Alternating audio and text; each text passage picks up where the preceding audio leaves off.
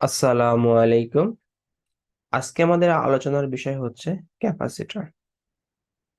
আমাদের এই প্লেলিস্টে সবগুলি ভিডিও আপনি যদি মনোযোগ সহকারে দেখেন এবং পাশাপাশি নোট করে রাখেন, ইনশাল্লাহ ক্যাপাসিটর সম্বন্ধে একটি ভালো ধারণা অর্জন করতে পারবেন।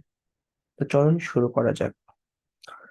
তো আমরা যদি আমাদের হোয়াইট বোর্ডে দেখি, বা আমরা আমাদের মোবাইল বা ল্যাপটপ যেটাতে দেখতেছি তাদের স্ক্রিনে যদি খেয়াল করেন, তো এখানে আমরা একটা বেসিক ডায়াগ্রাম দেখতেছি, যেখানে আমাদের একটা ক্যাপাসিটর আছে, এবং একটি ভোল্টেজ সোর্সের সঙ্গে কানেক্টেড। তো এখানে ক্যাপাসিটরটা আমরা কিভাবে তৈরি হয়েছে, এটা একটা নিউট্রাল ধাতব প্লেট, নিচে এটা আরেকটা নিউট্রাল ধাতব প্লেট, এবং এবং দুইটা ধাতব প্লেটের মাঝে আমাদের একটা আছে ইনসুলেটর বা ডাইইলেকট্রিক ম্যাটেরিয়াল। তো ক্যাপাসিটর কেমনে গঠন হয়, যে ধাতব প্লেটের মাঝে যদি আমরা একটা ইনসুলেটর রাখি, তাহলে পরে এভাবে আমরা ক্যাপাসিটর তৈরি করি। এরপরে ক্যাপাসিটরের হচ্ছে যেহেতু আমরা দুইটা ধাতব পাত প্যারালাল ইউজ করি এবং তাদের মাঝে একটা ইনসুলেটর রাখি, ইনসুলেটর বা ডাইইলেকট্রিক ম্যাটেরিয়াল, তারপর কি করি, ধাতব পাতের একটাকে আমরা হচ্ছে ব্যাটারি সোর্সের পজিটিভের সঙ্গে কানেক্ট করি, ধাতব পাতের আরেকটা অংশ আমরা সোর্সের নেগেটিভ অংশের সঙ্গে যুক্ত করি। এবং এরপরে আমরা যখন এরপরে কি হয়, এরপরে হচ্ছে আমাদের এই যে ও সর্বপ্রথমে কি ছিল, আমাদের ক্যাপাসিটর ছিল হচ্ছে নিউট্রাল অবস্থায়, অর্থাৎ সমান সংখ্যক পজিটিভ সমান সংখ্যক নেগেটিভ ছিল ধাতব পাত্রতে। যখন এখান থেকে মাইনাসকে টান দিবে, তখন এখান থেকে কি হয়ে যায়, এটা প্লাস এখানে চলে আসে, এবং এই প্লাস কি করে, ইলেকট্রিক ইন্ডাকশন বা ইলেকট্রিক আবেশ প্রক্রিয়ায় এখান থেকে আমাদের একটা মাইনাসকে নিয়ে আসে। তো এইভাবে কি করতে থাকে, এখানে আমাদের প্লাস জমাইতে থাকে, এখানে আমার মাইনাস জমাইতে থাকে, অর্থাৎ ওখানে পজিটিভ চার্জ এখানে নেগেটিভ চার্জ জমাইতে থাকে। তো জমানোর ফলে কি হয়, এই দুইটার মাঝে বিভব পার্থক্য তৈরি হয়। এটাকে আমরা নাম দিলাম ক্যাপাসিটিভ ভোল্টেজ ভিসি, আর আমাদের সোর্সের ভোল্টেজটা নাম দিলাম ভি। তো যতক্ষণ না ভি ইকাল টু ভিসি হবে, ততক্ষণ পর্যন্ত আমাদের এই ইলেকট্রন এই ক্যাপাসিটরের এই ধাতব প্লেটে জমতে থাকবে। তো এখানে আমাদের কি করতেছে, ক্যাপাসিটর কি করছে, চার্জ ধারণ করতেছে বা চার্জ স্টোর করতেছে। এবং চার্জ স্টোর করার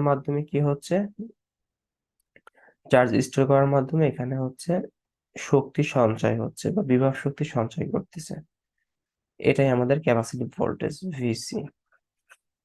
তো যতক্ষণ না ভি এর সমানুপাতিক ভিসি হচ্ছে, ততক্ষণ পর্যন্ত কি করতেছে, এ চার্জ বা আধান বা পজিটিভ চার্জ নেগেটিভ চার্জ, এই প্লেটে পজিটিভ চার্জ অপর প্লেটে নেগেটিভ চার্জ স্টোর করে। তো ক্যাপাসিটরের এটা একটা একদম বেসিক একটা আইডিয়া। তো আমরা এটা সম্বন্ধে আস্তে আস্তে বিস্তারিত জানবো। তো আমরা ক্যাপাসিটরের শুরু করার আগে, মেন বিষয়ে যাওয়ার আগে, প্রথমে আমরা ইলেকট্রিক ফিল্ড সম্বন্ধে আমাদের আইডিয়াটা থাকতে হবে। Electric field line, electric field intensity, এই বিষয়গুলো আমাদের একটু জানতে হবে, দেন আমরা ক্যাপাসিটরে আবার মুভ করব। চলুন বেসিকটা জেনে নেই। তো এই বিষয়ে যদি আপনারা বিশদভাবে জানতে চান, তাহলে পরে আমাদের ইলেকট্রোস্ট্যাটিক্স বা স্থির তড়িৎ প্লেলিস্টে দেখে আসতে পারে। তাহলে পরে আপনাদের এই বিষয়গুলো বুঝতে আর একটু সহজ হবে। তো আমরা যদি বলি, এখানে আমার একটা প্লাস কিউ চার্জ আছে। তো এই প্লাস কিউ চার্জটা যে এলাকা জুড়ে এর আকর্ষণ বা বিকর্ষণ করার ক্ষমতা থাকবে, সেই এলাকাটা হচ্ছে এর ক্ষেত্র। এটাকে বলা হচ্ছে তড়িৎ ক্ষেত্র। যে এলাকা জুড়ে এর আকর্ষণ ও বিকর্ষণ বলটা বিস্তৃত থাকবে, এখানে মনে হয় তড়িৎ ক্ষেত্র, বা একেই বলা হয় ইলেকট্রিক ফিল্ড।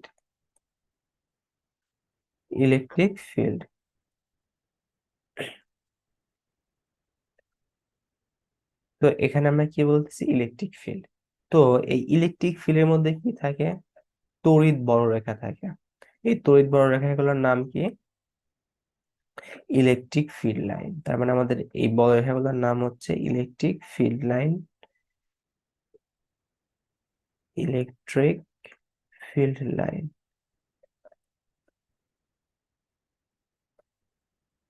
তো ইলেকট্রিক ফিল্ড লাইনে আমরা দেখতে পাচ্ছি কি এইভাবে তীর চিহ্ন দিয়ে, এটা কেমনে বুঝবো যে ইলেকট্রিক ফিল্ড লাইনের যে তীর চিহ্ন কোন দিকে যাবে?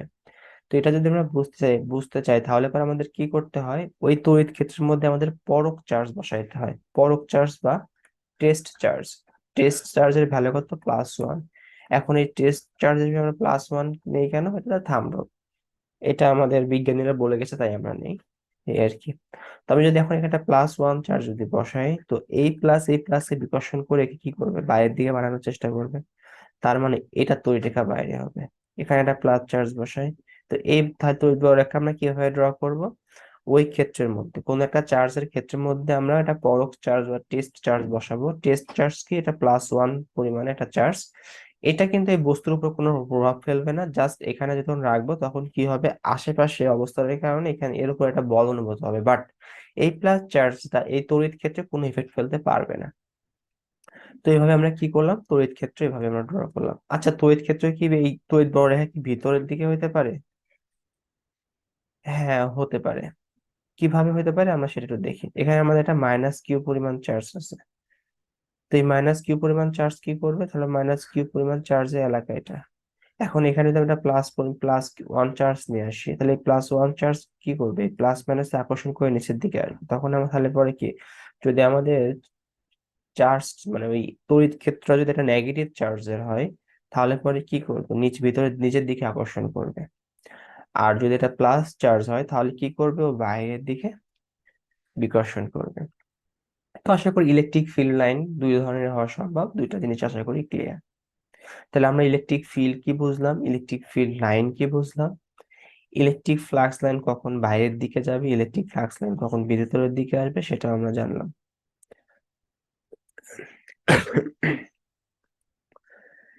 এরপরে যদি বলি, এখন আমি যদি এই চিত্রে, এখন আমরা এই চিত্রতে আসি, আর এই চিত্রতে আসি যদি দেখি যে এই যে এই q পরিমাণ চার্জের নিকটে এখানে যদি এই তিনটার জন্য আমাদের লাগে এতটুকু এরিয়া, বাট এই তিনটা চার্জ যদি আমি একটু দূরে চলে যাই তখন আমার এরিয়াটা বেড়ে যাচ্ছে। তো এখানে আমাদের কি ছিল, ঘন বেশি ছিল, এখানে আমাদের ঘন কম। যেখানে ঘন বেশি বলে একে কি বলতে পারছি, যে চার্জের যত কাছে আসবো তত কি হায়ার ডেনসিটি হবে, আর যত ডেনসিটি বেশি হবে তত ওর ফোর্সের ভ্যালুটাও বেশি হবে, ওর শক্তিটাও বেশি। একই ভাবে যত দূরে চলে যাবে তখন কি ডেনসিটি কমে যাবে, এটা অতএব এটাকে কি বলতে পারি, লোয়ার ডেনসিটি। যেমন দেখেন এখানে মাত্র এই ছোট্ট এলাকার মধ্যে দিয়ে তিনটা চার্জ যাচ্ছিল বা তিনটা ইলেকট্রিক ফিল্ড লাইন যাচ্ছিল, বাট এই তিনটা ফিল্ড লাইনই এখানে যায় অনেক হয়ে গেছে, মানে কি যত দূরে যাবে তত কি আস্তে আস্তে এর আকর্ষণ বা বিকর্ষণ করার ক্ষমতাটাকে কমে যাবে। তো একটা পর্যায়ে যে এসে কি হবে, আকর্ষণ এবং বিকর্ষণ বল কিছুই থাকবে না। তো তখনই হচ্ছে আমাদের কি হয়ে যায়, যেখানে থাকে না তখন আসলে ইলেকট্রিক ফিল্ড যেটা সেটা থাকবে না। এই আর কি। তো আশা করি আমাদের electric field line, electric flux এই বিষয়গুলো ক্লিয়ার। তো আমরা এখন আরেকটা জিনিস একটু আইডিয়া নেব, ইলেকট্রিক ফিল্ড ইন্টেন্সিটি। তো ইলেকট্রিক ফিল্ড ইন্টেন্সিটিকে আমরা দ্বারা প্রকাশ করি। তো ইলেকট্রিক ফিল্ড ইন্টেন্সিটি আসলে কি, যে আমরা +1 পরিমাণ চার্জ, এই যে +1 পরিমাণ চার্জ যদি আমরা কোন একটা তড়িৎ ক্ষেত্রের মধ্যে নিয়ে আসি, +1 পরিমাণ চার্জ তড়িৎ ক্ষেত্রের মধ্যে নিয়ে আসলে পরে এই যে এখানে আশেপাশে যে চার্জ গুলো রয়েছে না, এই ইলেকট্রিক ফিল্ড লাইন রয়েছে, ইলেকট্রিক ফিল্ড লাইন গুলোর কারণে এই নিজে একটু আলোড়িত হয়। তো এই আলোড়িত হওয়াটাকে বলা হয়, এর উপর যে যে বলটা প্রয়োগ হয় বা আলোড়িত হয় যে বলটার কারণে একটা বল অনুভূত হয় আর কি, ওইটাকেই বলতেছে হচ্ছে ইলেকট্রিক ফিল্ড ইন্টেন্সিটি। তো যত এই চার্জে যত কাছে আসবে তত ইলেকট্রিক ফিল্ড ইন্টেন্সিটি বাড়বে। এখন এখানে কি হইতে হয়, আমাদের +1 পরিমাণ চার্জ অসীম থেকে নিয়ে আসতে হয়। আচ্ছা, অসীম বলতে কি, অসীম বলতে কি কোটি কোটি কোটি কোটি এই টাইপের কিছু একটা? আসলে না। আমরা যদি এখান থেকে লক্ষ্য করি, এখান থেকে তাকাই, যদি আমাদের দেখার ক্ষমতা থাকে এতটুকু, এখানে একটা বস্তু আছে এটা আমরা দেখতে পাচ্ছি না, তাহলে কিন্তু এখান থেকে যদিও এর দূরত্ব যদি 1 মিটার হয়, বাট আমার চোখে যদি না পড়ে তাহলে পরে কি হবে, এটা অসীম আমার জন্য। তো অসীম আসলে বিষয়টা, এটা অনেক কিছুর উপর ডিপেন্ড করে। আমরা মানে মূল কথা কি, মানে এখন এটার ক্ষেত্রে কি হবে, এটার ক্ষেত্রে কি, এটা চার্জ যতটুকু এর ক্ষেত্র আছে, এর ক্ষেত্রের বাইরে বাইরে থাকলে কি হবে, এর জন্য অসীম হবে। আচ্ছা, কেন অসীম থেকে নিয়ে আসতে হয়? আমি যদি এই +1 পরিমাণ চার্জ এখান থেকে এখানে নিয়ে আসি, তাহলে পরে কি এর ক্ষেত্র থেকে যদি এর ক্ষেত্রে নিয়ে আসি তাহলে পরে কি হবে, এখানেও এই ক্ষেত্রে মানে এই জায়গাটাতেও এই কিউ পরিমাণ চার্জের একটা ইফেক্ট ছিল, এখানেও একটা ইফেক্ট ছিল। তাহলে কি আমি আসলে প্রকৃতটা কি পাবো? প্রকৃতটা পাবো না। যার জন্য আমাদের কি করতে হয়? অসীম থেকে নিয়ে আসতে হয়। তো অসীম থেকে যখন আমরা ভিতরে নিয়ে আসি, অসীম থেকে যখন আমরা ভিতরে নিয়ে আসি, তাহলে তখন কি হবে? অসীম থেকে ভিতরে নিয়ে আসে তাহলে কি হবে? অসীমে কোনো আমাদের এই চার্জের কোনো ইফেক্ট ওখানে ছিল না। বাট যখন ভিতরে চলে আসবে তখন কি হবে? তাহলে আমি তখন একটা পিওর ভ্যালু পাবো, যে এখানে অন্য কিছুর উপর তখন আর আমি, কারণ আগে কি ছিল, এর একটা ইফেক্ট ছিল দুইটা ক্ষেত্রে, বাট অসীমে এই কি পরিমাণ চার্জের কোনো ইফেক্ট ছিল না। এখানে যে ইফেক্টটা পাবো মানে এটাই এর পূর্ণাঙ্গ ইফেক্ট। তো আমাদের কি করতে হয়? অসীম থেকে আমি একটা প্লাস কিউ পরিমাণ চার্জ নিয়ে আসতে হয়। প্লাস কি না, +1 পরিমাণ চার্জ যদি নিয়ে আসি, তাহলে পরে ওখানে এই +1 পরিমাণ চার্জ এই ক্ষেত্রের মধ্যে যে পরিমাণ বল অনুভূত পাই এই ফিল্ড, এই তড়িৎ ক্ষেত্রের জন্য, সেটাই আমাদের কি ইলেকট্রিক ফিল্ড ইন্টেন্সিটি বা তড়িৎ তীব্রতাকে আমরা যেটাকে নাম দিতে পারি তড়িৎ তীব্রতা। তড়িৎ তীব্রতা। তো আমরা এখন যদি দেখি যে এখানে আমি একটা প্লাস চার্জ রাখলাম, এখানে একটা আমরা মাইনাস চার্জ রাখলাম। এখানে আমাদের একটা কোশ্চেন থাকতে পারে, যেখানে প্লাস চার্জ এখানে মাইনাস চার্জ রাখছে, বাট এই বলরেখাগুলো কেন এই যে এমন বাঁকা হয়? এর কারণটা কি? চলেন একটু দেখে নিই। সেটা হচ্ছে আমাদের কি করতে হয়, আমি কি বলছিলাম, এখন এই প্লাস এই মাইনাসকে আকর্ষণ করবেন, আকর্ষণ করলে এই বরাবর যখন আসবে তখন ধরলাম সোজা গেল। বাট এখানে যদি আমি এই সাইডে যদি আমরা এখন এখান থেকে এই সাইডে একটা এভাবে বলরেখা টানা, এটা আসলে কেমনে টানছে সেটা একটু খেয়াল করি। সাপোজ এখানে আমরা একটা +1 পরিমাণ চার্জ নিলাম, এই +1 পরিমাণ চার্জকে এই প্লাস কি করবে? আকর্ষণ করবে। সরি, এই প্লাসে কি করবে? বিকর্ষণ করবে। বিকর্ষণ করে কি বাইরের দিকে দূরে ছুড়ে দিবে আর কি। এরপর এই প্লাস আবার এই মাইনাসকে কি করবে? আকর্ষণ করবে। তাহলে আকর্ষণ করবে। তখন আসলে যদি আমাদের একটা বস্তুর উপর যদি দুইটা বল যদি ক্রিয়া করে, তখন আসলে বস্তুটা যায় কোন দিকে? দুইটা লব্ধি বরাবর। তখন এ যাওয়ার চেষ্টা করবে লব্ধি বরাবর। এরপর আমি ধরলাম এখানে একটা প্লাস চার্জ আছে, আবার এই প্লাসকে বিকর্ষণ করে এইদিকে পাঠিয়ে দিবে। এই প্লাস এই মাইনাসকে আকর্ষণ করে এইদিকে পাঠিয়ে দিবে। আলটিমেটলি যাবে কোন দিকে? এই লব্ধি বরাবর। তো এখন এরপরে কি করতে হয়? এই যে এখানে আমাদের অসংখ্য লব্ধি আছে, এরপরে আমাদের এই লব্ধিগুলাকে বেস করে আমাদের স্পর্শক টানতে হয়। তো লব্ধিগুলোকে আমরা যদি বেস করে যদি স্পর্শক টানি, তখন আর কি আমাদের এই বলরেখাগুলো এমন বাঁকা হয়। তো আশা করি বিষয়টা ক্লিয়ার, কিভাবে আমরা বলরেখাটা ড্র করবো। তো এখানে তো বিপরীত ধর্মী চার্জ ছিল, তো আমি যদি দুটো সমধর্মী চার্জ নিই, এখানে প্লাস নিলাম, এখানে প্লাস নিলাম। এরপরে কি করলাম? এখানে একটা +1 পরিমাণ টেস্ট চার্জ নিলাম। এই টেস্ট চার্জ কি করবে? এই প্লাসকে বিকর্ষণ করে এই দিকে পাঠাই দেওয়ার চেষ্টা করবে। এরপর এই প্লাসে বিকর্ষণ করে এইদিকে পাঠাই দেওয়ার চেষ্টা করবে। আলটিমেটলি যাবে কোন দিকে? লব্ধি বরাবর। এবার যদি এখানে একটা +1 চার্জ নেই, এই +1 চার্জ এই প্লাসে বিকর্ষণ করে এইদিকে পাঠিয়ে দিবে। এই প্লাস চার্জ এই চার্জকে বিকর্ষণ করে এইদিকে পাঠিয়ে দিবে। আলটিমেটলি যাবে কোন দিকে? উপরের দিকে। এরপরে কি হবে? এই প্রত্যেকটা স্পর্শক প্রত্যেকটা লব্ধির স্পর্শক বরাবর যদি আমরা একটা রেখা টানি, তাহলে পরে মোটামুটি এমন হয়। তাহলে আলটিমেটলি দেখতে এমন হয়।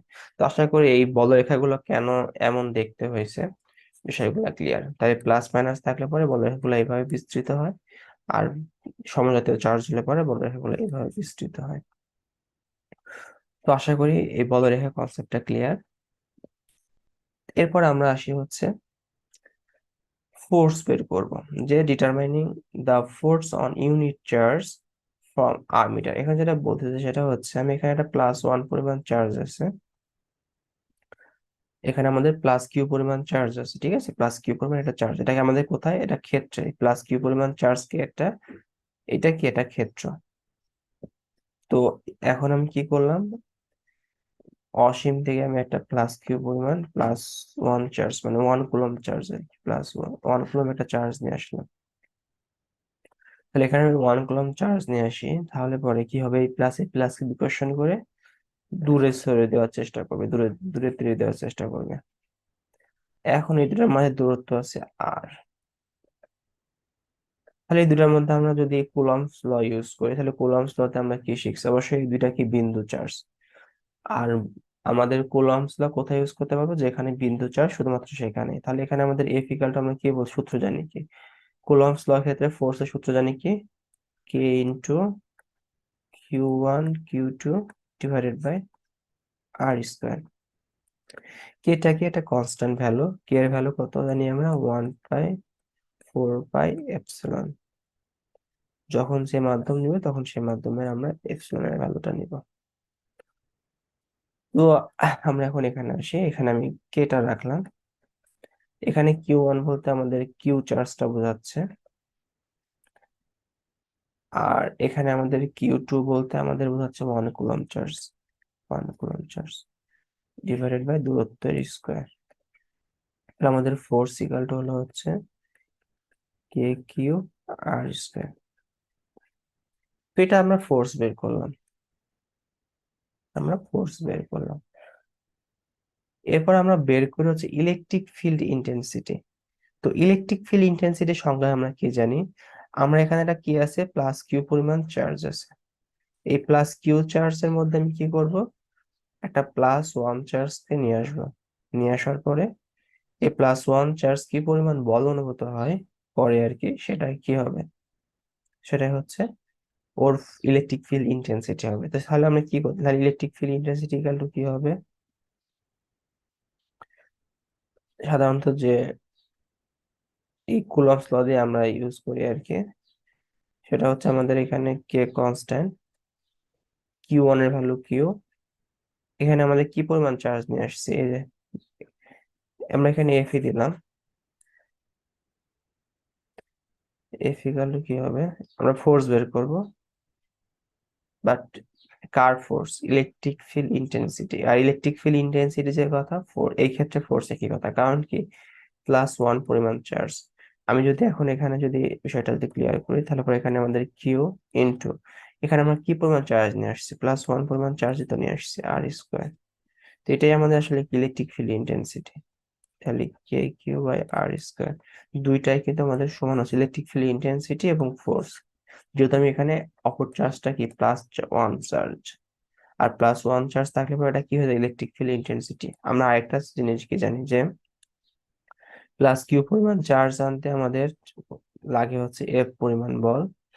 যদি আমরা যদি আমরা নিয়ে আসি হচ্ছে +1 পরিমাণ চার্জ, তাহলে আমার লাগে কি F/Q।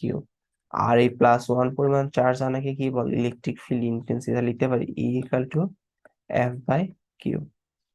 যদি আমি electric field intensity E equal to লিখি F/Q,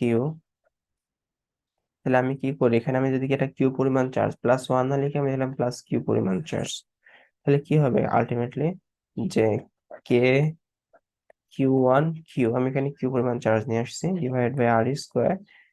এখানে আমি যে চার্জটা নিয়ে আসবো সেটা দ্বারা ভাগ, কিউ পরিমাণ চার্জ যদি ভাগ করি আলটিমেটলি এটা কেটে যায়, কেটে গেলে কিন্তু আলটিমেটলি আমাদের এটাই হয়। তো আশা করি ইলেকট্রিক ফিল্ড ইন্টেন্সিটি এবং ফোর্স বিষয়টা ক্লিয়ার। এই বিষয়ে আরো বিস্তারিত আলোচনা জানতে হলে আমাদের ইলেকট্রোস্ট্যাটিক্স বা স্থির তড়িৎ চ্যাপ্টার প্লে লিস্টটা দেখে আসতে পারেন।